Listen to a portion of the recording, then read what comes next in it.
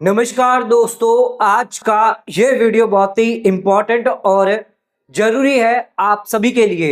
आज के इस वीडियो का टॉपिक है 1 जनवरी 2026 से होने वाले हैं ये 9 बड़े बदलाव। दोस्तों 31 दिसंबर आज लास्ट डेट है और इस डेट के बाद आपका नया ईयर जो है वो स्टार्ट होने वाला है, जो है आपका 2026। 2025 खत्म हो गया और 2026 जो है वो कल से आने वाला है। तो 1 जनवरी जिसे हमें नया साल भी कहते हैं, न्यू ईयर भी कहते हैं। अब इस नए साल में क्या क्या बदलाव देखने को आपको मिल सकते हैं, ये जानना आपके लिए जरूरी है। यानी 1 जनवरी 2026 से कौन से 9 बदलाव हुए हैं, ये जानेंगे आज के इस वीडियो में। दोस्तों आज का वीडियो बहुत ही इंपॉर्टेंट है, तो वीडियो को एंड तक जरूर देखें। चैनल पे नए तो सब्सक्राइब करें और बेल आइकन पर नोटिफिकेशन पे क्लिक करें ताकि आपको आने वाले सभी नोटिफिकेशन रिगार्डिंग हमारे वीडियोस रेगुलरली मिलते रहे। आइए स्टार्ट करते अपना आज के वीडियो को बिना किसी देरी के।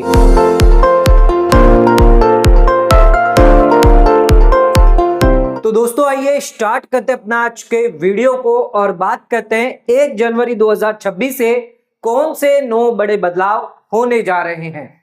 दोस्तों सबसे पहले बात करते हैं आधार कार्ड और पैन कार्ड को लिंक करना आपके लिए मैंडेटरी है। ध्यान रखिएगा 31 दिसंबर से पहले आप अपने आधार कार्ड को अपने पैन कार्ड से लिंक करवा लें, अदरवाइज आपका जो पैन कार्ड है वो इनएक्टिव कर दिया जाएगा, यानी कि बंद कर दिया जाएगा 1 जनवरी से। 1 जनवरी 2026 से आपका पैन कार्ड उपलब्ध नहीं हो पाएगा। आप ना ही बैंक अकाउंट एक्सेस कर पाएंगे, ना ही पोस्ट ऑफिस में अगर आपका कोई खाता है उसको एक्सेस कर पाएंगे, आईटीआर फाइल नहीं कर पाएंगे। कई सारी प्रॉब्लम्स, कई सारी दिक्कतें आपको आ सकती है। तो ध्यान रखिएगा एवरी पर्सन जिनके पास पैन कार्ड है वो यहाँ पर आधार कार्ड लिंक करवा ले। कुछ लोगों को एग्जम्पशन दिया गया है, फायदा दिया गया, जैसे एनआरआई है, सीनियर सिटीजन है, उन लोगों को फायदा दिया जाता है। 1 जनवरी के बाद ध्यान रखिएगा आपका पैन कार्ड जो है अगर आपने लिंक नहीं करवाया आधार कार्ड से तो उस केस में इनऑपरेटिव कर दिया जाएगा, यानी आप ना ही इनकम टैक्स रिटर्न फाइल कर पाएंगे, रिफंड जो भी आपका जारी होना था वो भी रोक दिया जाएगा, टीडीएस और टीसीएस हायर रेट पर डिडक्ट किए जाएंगे, बैंक हो गई, फाइनेंशियल ट्रांजेक्शन जो भी आपके हैं वो या तो रोक दिए जाएंगे या ब्लॉक कर दिए जाएंगे। आपका अगर कोई लॉस बन रहा है तो वो भी आप इसको कैरी फॉरवर्ड नहीं कर पाएंगे। और अगर नोटिस की बात करें, नॉन कंप्लायंस अगर हुआ तो उस केस में आपको नोटिस भी जारी हो सकती है। ध्यान रखिएगा अगर आपका पैन कार्ड बंद है, इनएक्टिव है, तो आप कोई भी अगर ट्रांजेक्शन करते हैं तो वहां पर अगर पैन की रिक्वायरमेंट है, मैंडेटरी है और आप ट्रांजेक्शन कर रहे हैं, फिर भी आपको यहाँ पर 10,000 की पेनल्टी हर एक ट्रांजेक्शन पे लगेगी अगर आपका पैन कार्ड आधार कार्ड से लिंक नहीं है। तो ध्यान रखिएगा पैन कार्ड लिंक जरूर करवा लें। 1,000 रुपए की पेनल्टी के साथ आप इनकम टैक्स पोर्टल पर जाकर अपने पैन को, आधार को लिंक करवा सकते हैं। आपको पैन नंबर डालना है, आधार नंबर डालना है, ओटीपी आएगा, पेमेंट करना है फीस का 1,000 रुपया। इसके बाद आपका पैन कार्ड आधार कार्ड से लिंक हो जाएगा। बहुत ही आसान है, इसको आप इनकम टैक्स पोर्टल की वेबसाइट पर जाके कर सकते हैं। दूसरी हमारी अपडेट है जो 1 जनवरी को आपको मिल सकती है या आज ही मिल सकती है, जो है पोस्ट ऑफिस की इंटरेस्ट रेट। दोस्तों पोस्ट ऑफिस हर क्वार्टर में इंटरेस्ट रेट को यहां पर नोटिफिकेशन जारी करता है, या तो बदलाव करता है या उसमें सेम रखता है इंटरेस्ट रेट। तो क्वार्टर 1, 2, 3 इन क्वार्टर के तो आ चुके हैं फाइनेंशियल ईयर 25-26 के, लेकिन अब जो आना बाकी है फाइनेंशियल ईयर 25-26 वो है क्वार्टर 4 जो आता है आपका 1 जनवरी 2026 से लेकर आपका 31 मार्च 2026 तक का। ये जो ऑफिस मेमोरेंडम आया था ये आया था आपका लास्ट 30 सितंबर 2025 को, जिसके अंदर revision interest rate small saving scheme की, जैसे कि आपकी एफडी हो गई, पोस्ट ऑफिस की सीनियर सिटीजन सेविंग स्कीम हो गई, एनएससी हो गई, पीपीएफ स्कीम है, ये सभी स्कीम की जो रेटें हैं उसके बारे में नोटिफिकेशन आता है। थर्ड क्वार्टर के अंदर फाइनेंशियल 25-26 में सरकार ने 1 अक्टूबर से लेकर 31 दिसंबर तक सेम स्मॉल सेविंग स्कीम्स की जो इंटरेस्ट रेट है वो सेम रखी थी, कोई भी चेंज नहीं किया था। यानी जो चलते हुए आ रही है सीनियर सिटीजन सेविंग स्कीम में मान लीजिए आपको 8.2% मिल रहा है, पीपीएफ में आपको 7.1% मिल रहा है, सेविंग अकाउंट में आपको 4% मिल रहा है। तो वही रेट जो है वो आपके Q3 के अंदर अवेलेबल थी और इस बार भी लगता है जो Q4 का यहाँ पर ऑफिस मेमोरेंडम आने वाला है जनवरी से लेकर मार्च तक, इसमें भी आपकी जो इंटरेस्ट रेट है वो अनचेंज्ड रहने वाली है, यानी कि सेम ही होने वाली है। या तो नोटिफिकेशन कल की डेट में आ जाएगा 1 जनवरी को, या फिर आज की डेट में आ सकता है। तो ये इंपॉर्टेंट है कि पोस्ट ऑफिस द्वारा क्या इफेक्ट किया गया है रेटों में, अगर बढ़ोतरी होगी तो उसके बारे में भी जानकारी दे देंगे, लेकिन नहीं लगता कि इंटरेस्ट रेट कोई बढ़ेगी क्योंकि आरबीआई द्वारा रेपो रेट कम करी गई है। तो हो सकता है यहां पर भी जो रेटें हैं वो सेम रखी जाए या हो सकता है थोड़ी कम भी की जा सकती है। आ जाते हैं अपने तीसरे पॉइंट पे, बहुत ही इंपॉर्टेंट है फाइनेंशियल ईयर 24-25 वालों के लिए, यानी कि आपका असेसमेंट ईयर होता है 2025-26। ध्यान रखिएगा आपके लिए लास्ट चांस है, आज का दिन जो है लास्ट डेट है 31 दिसंबर 2025, जिसमें आप अपनी आईटीआर रिवाइज कर सकते हैं या फिर अगर आईटीआर फाइल नहीं करी है तो बिलेटेड फाइल कर सकते हैं। बिलेटेड फाइल करेंगे, ध्यान रखिएगा 5 लाख से ऊपर इनकम है 5,000 की लेट फीस लगेगी, 3 लाख से लेकर 5 लाख के बीच में है तो 1,000 की लेट फीस और 3 लाख से कम है तो कोई लेट फीस नहीं लगेगी। आपके लिए लास्ट डेट है रिवाइज रिटर्न और बिलेटेड रिटर्न फाइनेंशियल ईयर 24-25 की अगर आप फाइल करना चाहते हैं तो आप कर सकते हैं। कल से आप नहीं कर पाएंगे, 1 जनवरी 2025 से आप ना ही रिवाइज रिटर्न ना ही बिलेटेड आईटीआर फाइनेंशियल ईयर यानी असेसमेंट ईयर 25-26 की फाइल कर पाएंगे। ड्यू डेट जो है वो फिलहाल 31 दिसंबर है, यानी लास्ट डेट है। सरकार ने इसमें कोई भी एक्सटेंशन नहीं किया है। 1 जनवरी से आपको अपडेटेड रिटर्न जो है वो भरना पड़ेगा। ध्यान रखिएगा अपडेटेड रिटर्न यहां पर अब आप 48 मंथ्स की भर सकते हैं, यानी 4 साल तक आप अलाउड है। मान लीजिए आपका फाइनेंशियल ईयर है ये है 24-25, आपका असेसमेंट ईयर खत्म होता है 25-26, तो इसके 5 साल से बाद 1 2 3 4 साल तक आप अपनी आईटीआर भर सकते हैं फाइनेंशियल ईयर 24-25 की, यानी 26-27 असेसमेंट ईयर, 27-28, 28-29 और आपके 29 और 30 में। और सभी में आपको एडिशनल टैक्स देना पड़ता है 25%, 50%, 60% और 70%। तो ध्यान रखिएगा आईटीआर यू 1 जनवरी के बाद आप भर पाएंगे। आज लास्ट डेट है रिवाइज रिटर्न और बिलेटेड रिटर्न्स के लिए। आईटीआर यू में आपको एक्स्ट्रा एडिशनल टैक्स देना पड़ जाता है। पेनल्टी यहां पर जो है वो एडिशनल टैक्स के रूप में आती है। रिफंड यहां पर ध्यान रखिएगा आप क्लेम नहीं कर पाएंगे। अगर आप आईटीआर यू भरते हैं तो कोई भी नया रिफंड जो है वो नहीं ले पाएंगे।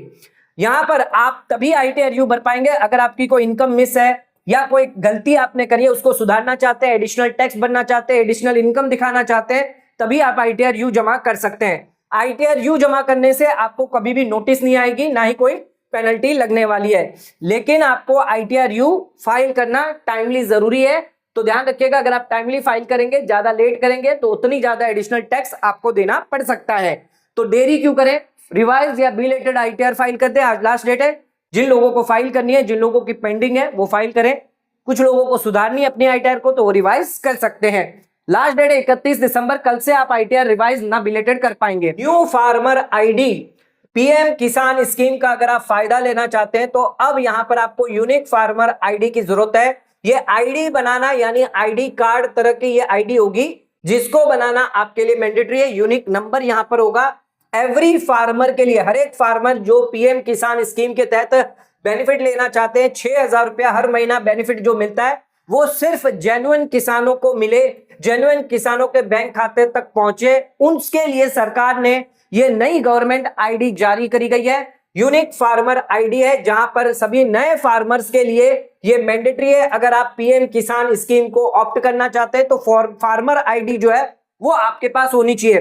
कई लोग यहाँ पर जो बेनिफिशियरी है वो डुप्लीकेट या फेक यहाँ पर आईडी बना रहे हैं। जो फार्मर नहीं भी है वो भी यहाँ पर फार्मर बनके फेक या डुप्लीकेट आईडी के तहत पीएम किसान स्कीम के तहत पैसा ले रहे हैं।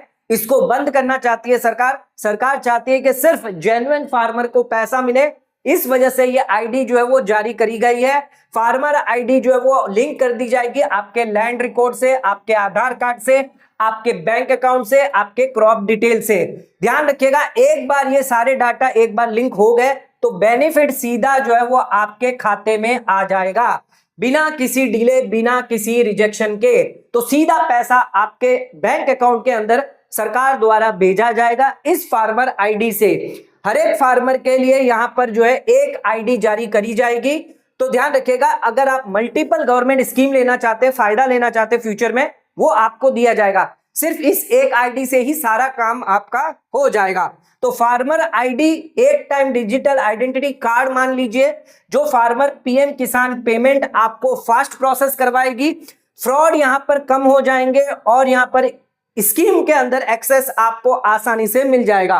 तो फार्मर आईडी जल्द से जल्द बनवा लें। जो भी फार्मर है, किसान है, जो पीएम किसान का बेनिफिट लेना चाहते हैं, उन्हें ये आईडी बनाना मैंडेटरी है। अगर आपने ये आईडी नहीं बनाई तो उस केस में आपको ये फायदा बेनिफिट जो पीएम किसान का जो महीने की किस्तें हैं वो नहीं मिल पाएगी, वो आपकी फिर रोक दी जाएगी। नेक्स्ट आ जाते हैं, इनकम टैक्स डिपार्टमेंट नया फॉर्म लेके आने वाले हैं, न्यू इनकम टैक्स फॉर्म, जो आपका 1 जनवरी के बाद जारी होने वाले हैं। सरकार ने ऑलरेडी कह दिया था 1 जनवरी 2026 के बाद हम आईटीआर फॉर्म में बदलाव करने वाले हैं, क्योंकि नया इनकम टैक्स लॉ आने वाला है। तो यहां पर इनकम टैक्स रिटर्न फॉर्म्स जो है वो अपडेट कर दिए जाएंगे नए बिल के तहत। अब यहां पर आपके फॉर्म्स में कई सारे प्रीफिल्ड डाटा दिखाई देंगे, जैसे salary, bank interest, TDS, investment या कोई भी हाई वैल्यू ट्रांजैक्शन है, तो वो सारी डिटेल आपके आईटीआर में रिफ्लेक्ट ऑटोमेटिक होगी।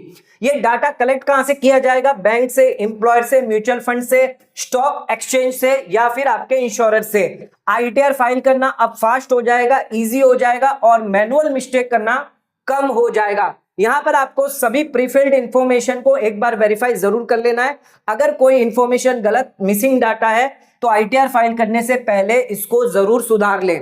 अगर कोई मिसमैच रह गया रिपोर्टेड इनकम या आईटीआर जो डाटा है, तो उस केस में आपको इनकम टैक्स की नोटिस भी आ सकती है।